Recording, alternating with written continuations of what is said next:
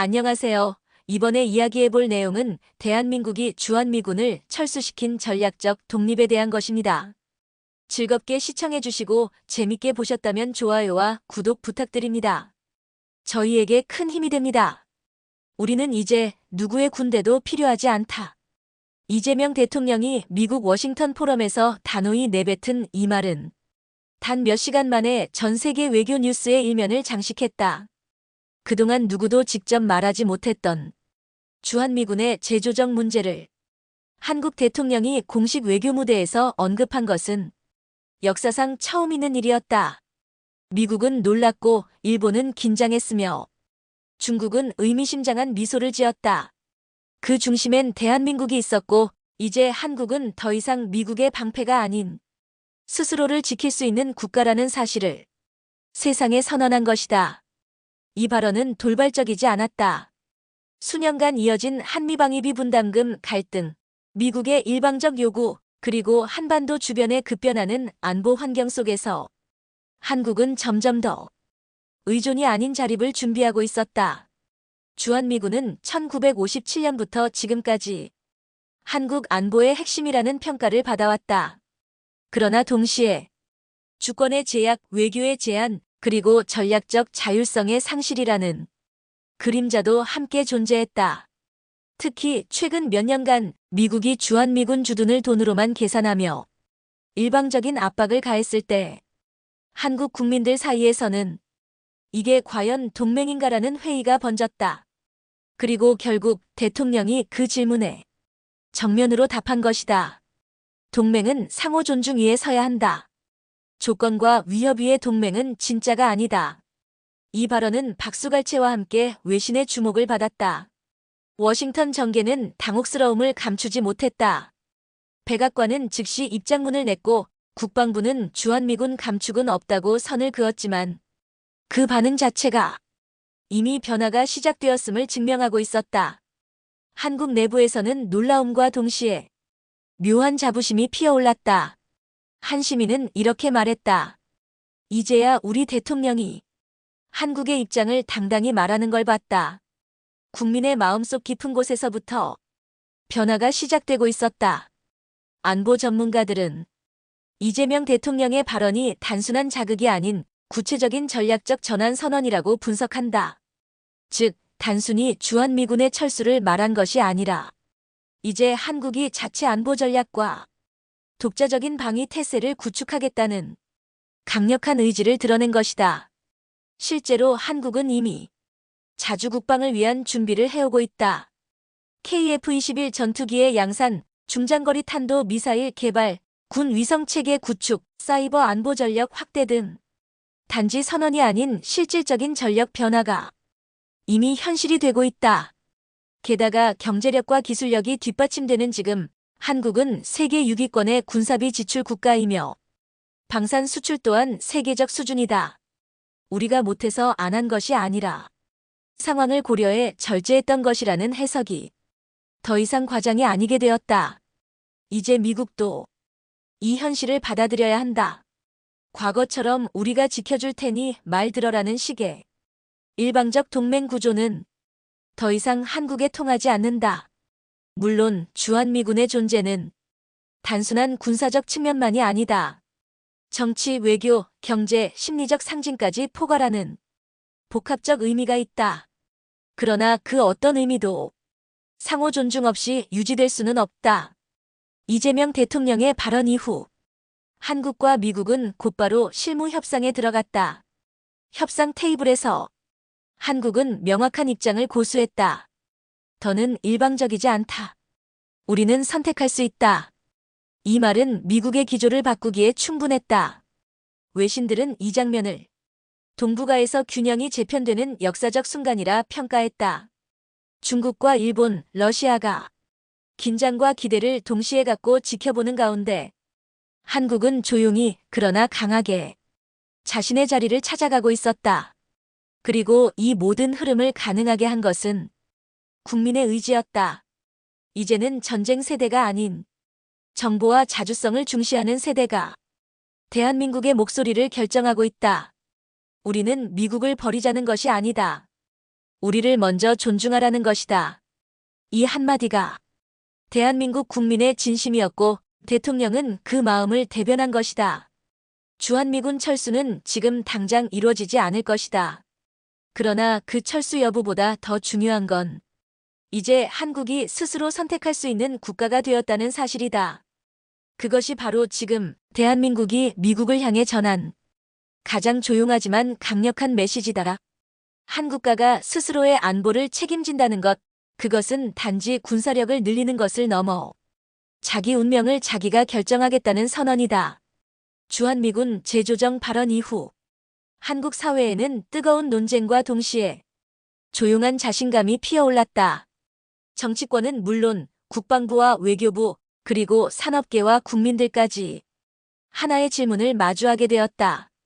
우리가 선택한 전략적 독립, 이제 그 다음은 무엇인가?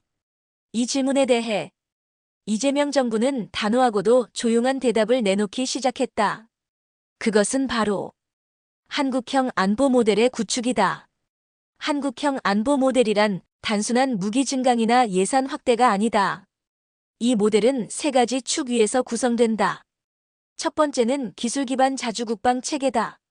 전통적인 군사력 강화에서 벗어나 첨단 과학기술을 중심으로 효율적이고 지능적인 전력을 구축한다는 것이다.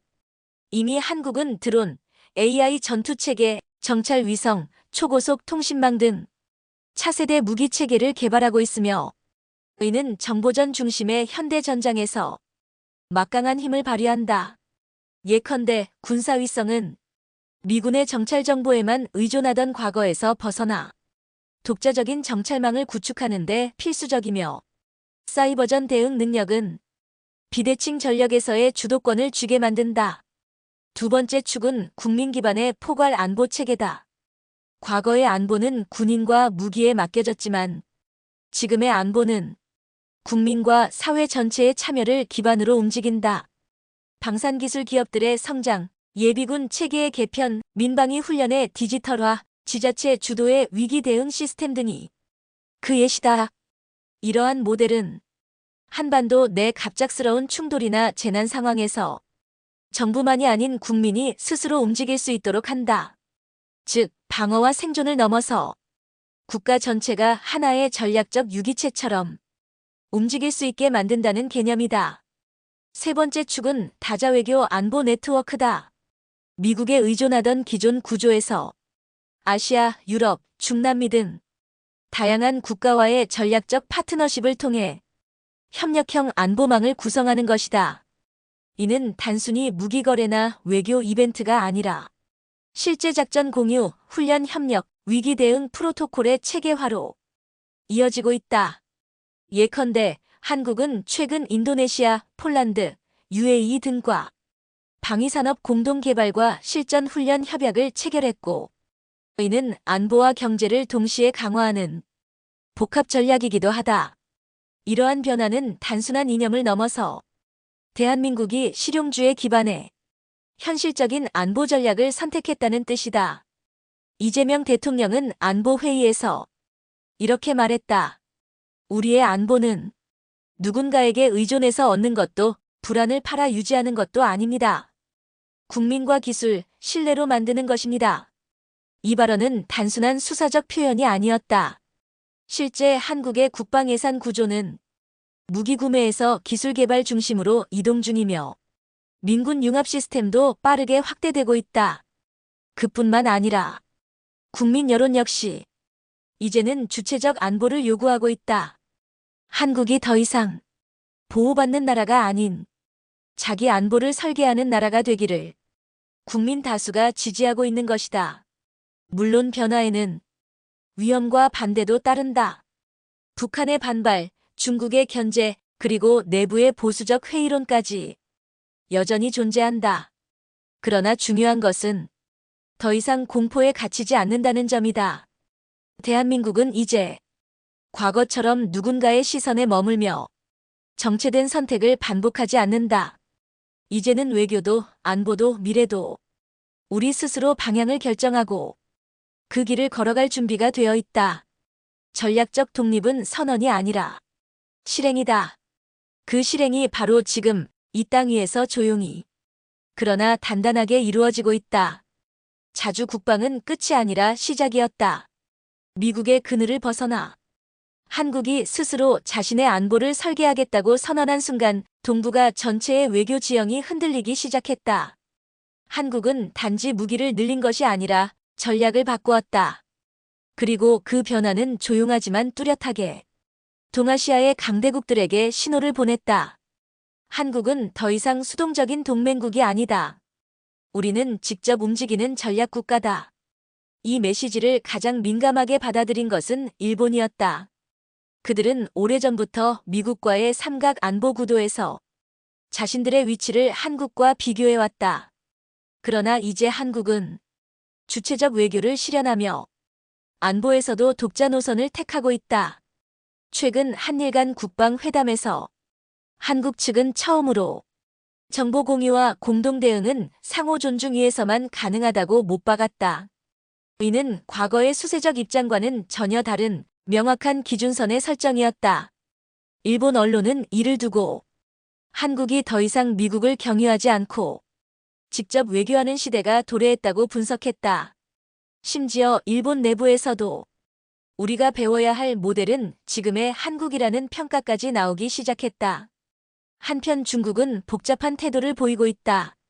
겉으로는 한국의 자주 국방선언에 우려를 표하면서도 실제로는 미국과의 관계에서 벗어나는 한국의 행보에 관심을 보이고 있다.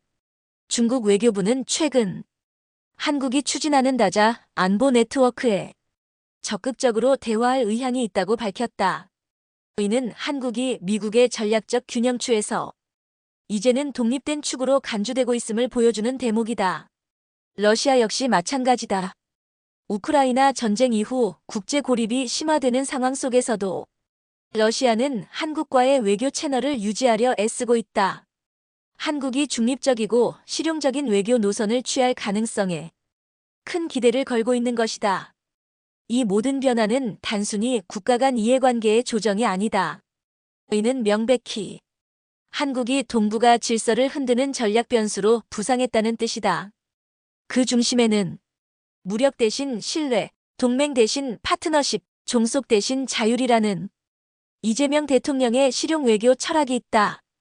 그는 외교 무대에서 늘 강조해왔다. 우리는 강대국의 편을 들지 않는다.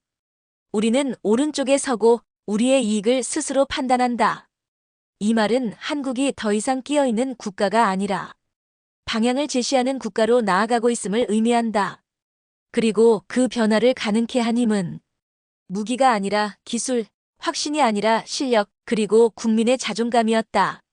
자주 국방을 선언한 한국은 이제 지역 안보 설계자라는 새로운 정체성을 갖게 되었다. 실제로 한국은 지금 동남아, 중동, 유럽과 함께 연합방위 협약과 무기 공동 개발 프로그램을 추진하고 있으며 이는 단순한 외교를 넘어 국제전략 질서에 영향력을 행사하는 단계에 도달했다. 이러한 한국의 행보는 미국에도 적지 않은 파장을 불러왔다. 이전에는 미국이 중심을 잡고 동북아 전략을 조율했다면 이제는 한국이 먼저 입장을 정하고 미국이 거기에 반응하는 구조로 바뀌고 있다. 최근 열린 한미 정상회담에서 이재명 대통령은 미국 대통령에게 이제는 대한민국이 먼저 제안하는 안보 구조를 당신들이 경청해달라고 직접 말했다. 이는 과거에는 상상할 수 없는 외교적 주도권의 역전이었다. 동북아의 미래는 어디로 향할까? 일본은 여전히 미국에 집중하고 중국은 팽창을 지속하며 러시아는 불안정한 상태에 머물고 있다. 그 가운데 한국은 실용과 균형 그리고 신뢰를 무기로 지역 전체의 조율자 역할을 시작하고 있다. 이제 한국은 누군가를 따라가는 나라가 아니다. 누군가에게 강요당하는 것도 아니다. 우리는 스스로 선택하고 스스로 책임지는 위치에 서 있다. 그것이 바로 전략적 독립 이후 한국이 이룩한 새로운 질서다. 그리고 이 흐름은 단지 지금만을 위한 것이 아니다.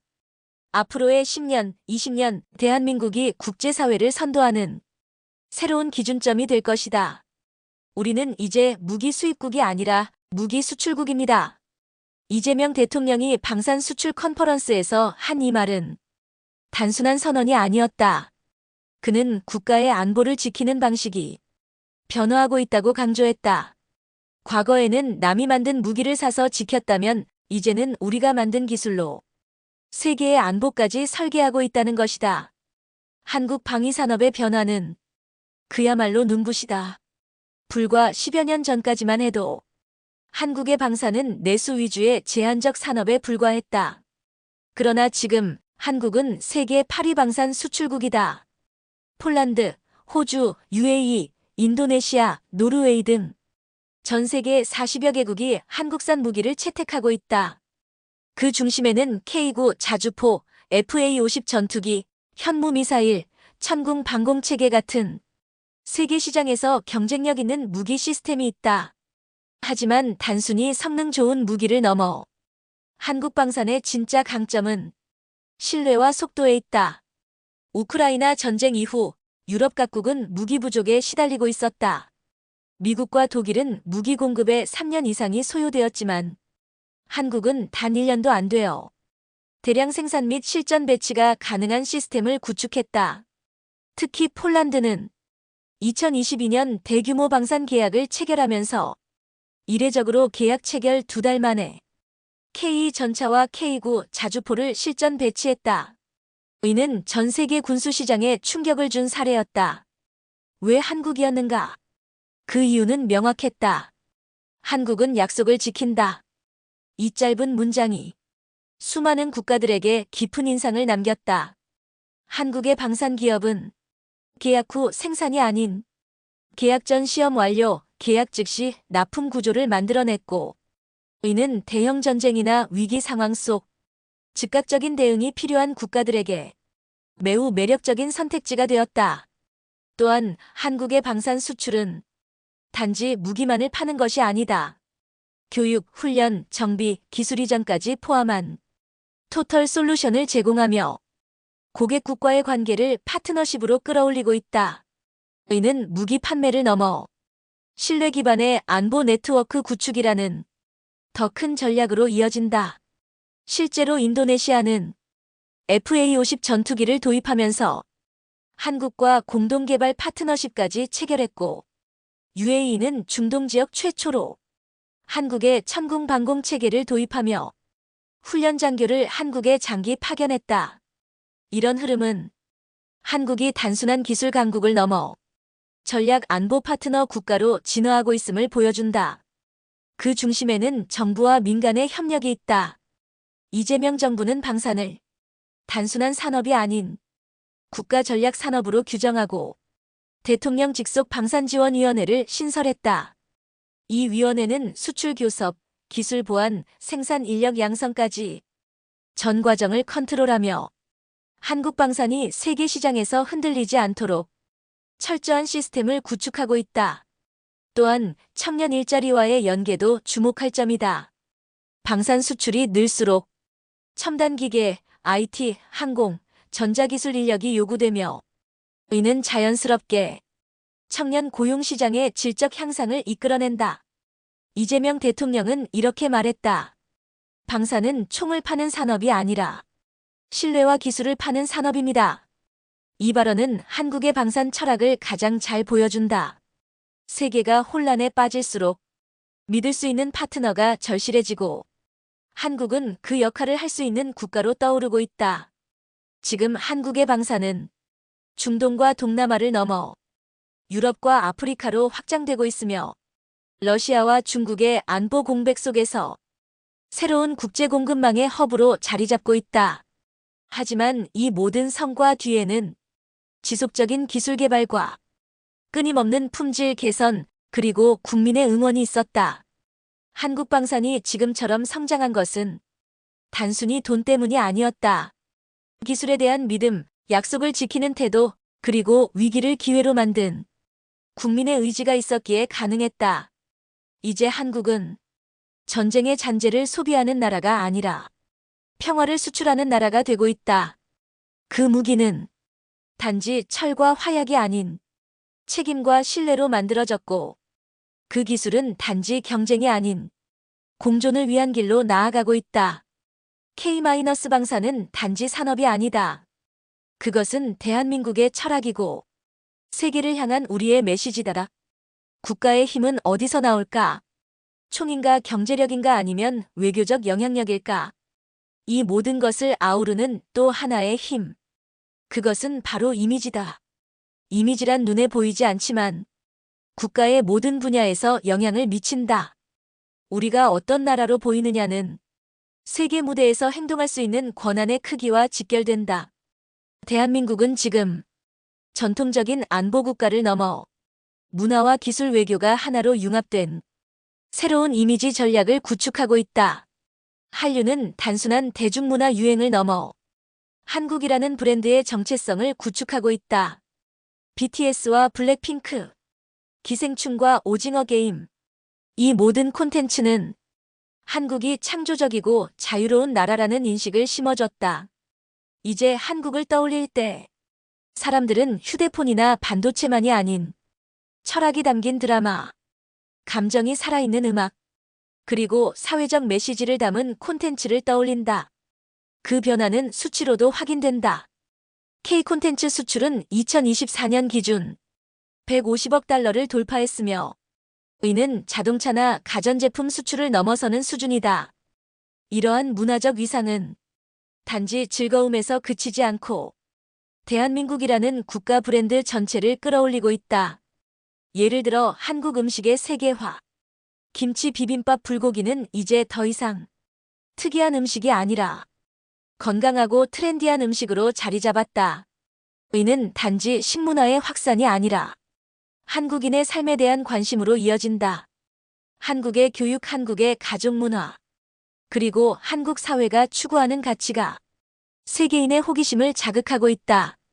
이제 한국은 단지 무언가를 만드는 나라가 아니라 무언가를 설명할 수 있는 나라가 되었다. 여기에 기술력이 더해진다. 삼성, LG, 현대를 비롯한 기업들이 글로벌 무대에서 기술 경쟁력을 인정받으며 한국은 기술의 나라라는 이미지를 확고히 했다. 하지만 단지 기술을 많이 갖춘 나라가 아닌 기술을 사람 중심으로 구현해내는 나라라는 점에서 한국은 독특한 위치에 있다. 예컨대 오지 인프라와 공공행정 시스템, 디지털 헬스케어와 스마트시티 구축 사례 등은 기술이 인간의 삶을 어떻게 바꿔놓을 수 있는지를 가장 앞서서 보여주는 사례다. 또한 탄소 중립과 친환경 에너지 전환 과정에서도 한국은 기술과 정책을 함께 내세우며 지속 가능한 미래를 제시하고 있다. 이처럼 문화와 기술이 맞물려 한국은 실용성과 감성을 동시에 갖춘 나라로 인식되고 있다.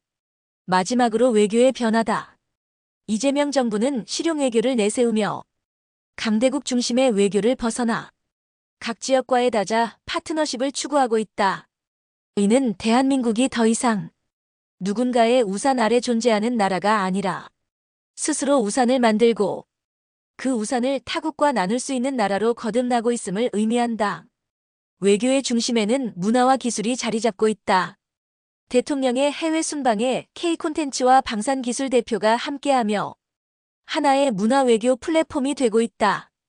실제로 폴란드 대통령은 한국을 무기를 사는 나라가 아니라 미래를 배우는 나라라고 표현했고, UAE 대통령은 한국은 기술이 아니라 사람을 수출하는 나라라고 극찬했다. 이러한 평가들은 대한민국의 이미지가 그저 경제성장을 이룬 나라에서 세상을 이끌어가는 기준점으로 변화하고 있음을 보여준다. 그 기준점은 권위가 아닌 소통, 속도가 아닌 지속, 강요가 아닌 설득으로 움직인다. 그리고 그것은 국민 전체가 만들어낸 결과다. K-팝 팬이 만든 SNS 캠페인, 디자이너가 만든 한복의 아름다움, 중소기업이 개발한 AI 솔루션. 이 모든 것이 한국이라는 하나의 브랜드를 만들었다. 이제 한국은 세계를 향해 질문을 던지고 세상과 함께 해답을 만들어가는 나라가 되었다. 국격은 강제로 높아지지 않는다. 국민과 문화기술과 철학이 같은 방향을 바라볼 때 자연스럽게 올라가는 것이다. 지금 대한민국은 그 정점에 도달하고 있다.